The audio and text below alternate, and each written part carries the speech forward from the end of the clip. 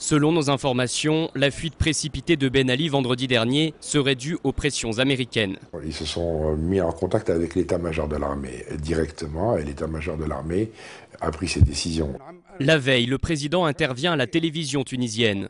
Il pense encore pouvoir rester, mais l'armée prend la main. Il semble que juste après l'annonce faite par Ben Ali à la télé, l'état-major se soit déplacé avec des hommes en armes, lui demandant de partir, ou alors il ne répondait pas de sa vie.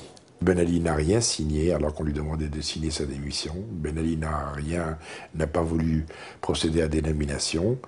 Il a accepté de partir sous la force des armes. Et lorsque les 3 plus hautes personnalités de l'État se présentent à la télévision pour parler, ils ne regardaient même pas la caméra. Derrière la caméra, il y avait des hommes en armes.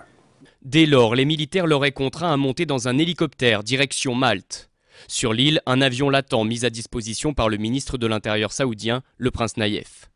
Ben Ali gagne Dubaï où se trouve sa femme et ensemble ils rejoignent enfin Jeddah en Arabie saoudite.